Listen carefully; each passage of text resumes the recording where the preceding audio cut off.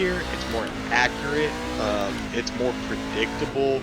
Mm-hmm. I feel like the dead spots in the wheel are significantly minimized, so you can really precisely try to get the car to do what you wanted to I guess I do. understand that in theory, but at the same time, I've like never noticed my own wheel having those dead spots. I don't think you can if you haven't been on one, because I personally can't say in my memory, because I've had this wheel since the end of 2019. All right, let's take a look at that. So this is going to be first lap in these cars. Second lap might work as well, but I felt them to just be similar enough to where I'm just going to recommend first lap here. So we're going to go for a run up, and this is going to be kind of interesting because I park the car so much in the corner that I actually go to third gear for my run up. So you see how I'm doing this all in kind of a straight line, and I'm going to get a sharp turn off the wall and then try to get a super straight line exit going from third to fourth gear. So you see on the wall, then I'm just going to turn it down the track in third gear, throttle up, and just get a ton of speed off the corner. You see how much I'm getting to just a normal corner? So that's where I get the speed from, can gain a hundredth or so. And then for the entry of turn one, I'm actually going to brake pretty early here. So a little bit after this black sign, the NASCAR sign right here, I would say just a tiny bit past that, I start braking. And you see I'm going to about almost 70% brake, it seems like. And then even up to like almost 80, just try not to lock up the tires. Really just trying to test how far I can brake without locking up the tires. So I talked about this in both of the Martinsville videos today, but this braking to slow down, you want to do this in as straight of a line as possible with as straight of a wheel as possible. If you start trying to force a turn in under this heavy braking, that's just going to lock up. So you really want to get all that braking to slow down in a straight line. And then as you start to turn the wheel to the left, your brake is going to start to go down until it's about left at 20-ish% or less for a brake drag. So you see, once I get into the corner, it's all a brake drag, brake drag, brake drag, and then I pick up the throttle. So the truck is a lot more snug to the corner than the Xfinity car is. The Xfinity car really needed that induced turn in order to get rotation, but the truck is pretty good hugging the line. So look at that one more time. Braking, then turn the wheel and let off the brake and so that you're dragging it. Keep it on the curb, and then you pick up the throttle, almost full throttle. I'm trying to use that full throttle to kind of induce rotation out of it because the truck can kind of do that on a hot lap. So I'm just holding mostly partial to full throttle, and you can kind of just bully it off the corner. It says you can bully the truck a lot more off the corner than the Xfinity car, at this setup at least. So you can see one more time. Brake, brake, brake. Get it to the line. Drag, drag, drag. And then almost full throttle instantly. Just trying to force that rotation and then bully it off the corner. Not too much finesse, to be honest with you. Okay, 3 and 4, same idea. Except now this time my braking to slow down, since I'm not carrying quite as much speed as I was last time, my big brake lasts for only a little bit, and then I start turning in and start brake dragging. So you can actually see where I made a little bit of a mistake. I was turning in my wheel with just slightly too much brake, 40%. I don't want that brake to be more than like 20%. So that caused me to kind of miss my turn in a little bit. You see how I'm not hugging the line quite as much as I was in 1 and 2? Well, that's why.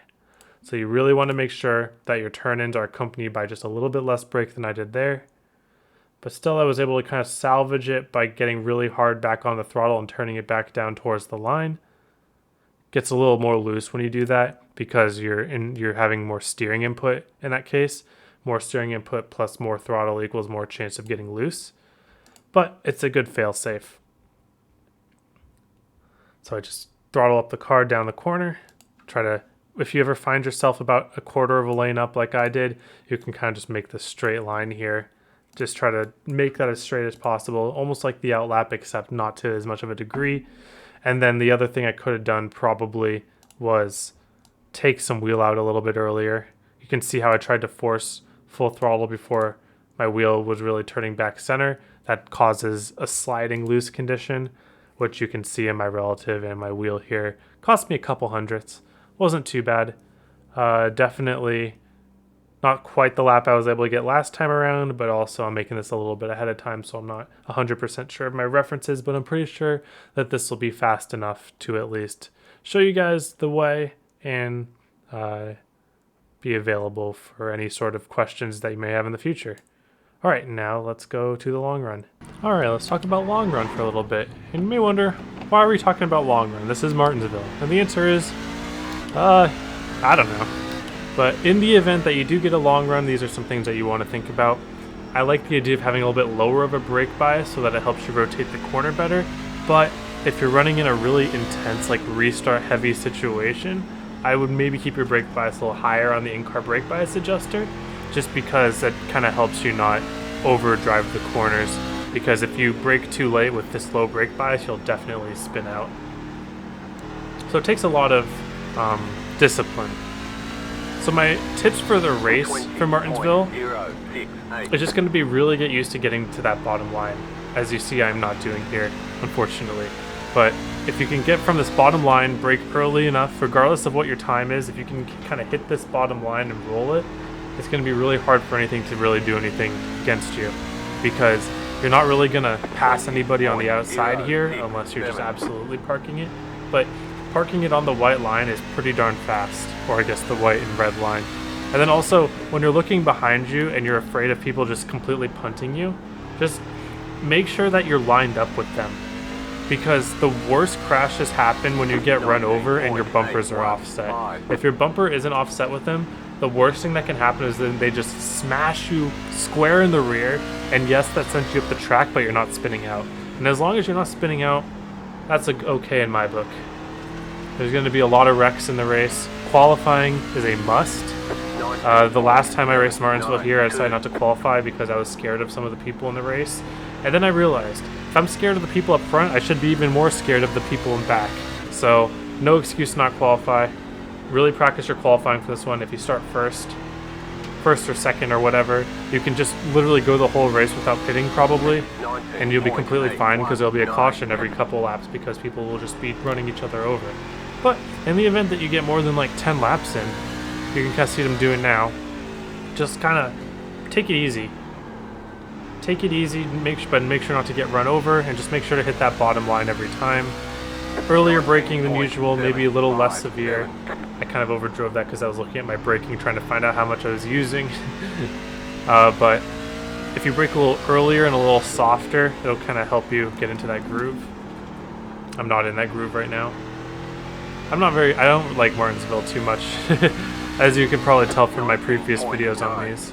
But you see how, even though it's a little slow, you just kind of get in this groove on the bottom, and nobody's ever going to do anything to you if you run a line like that.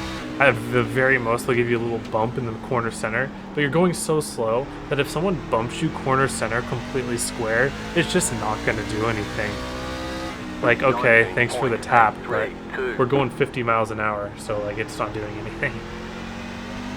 But besides that, just really be disciplined in your braking. Overdriving the corner will screw other people over, which, I mean, hey, everyone's going to do it.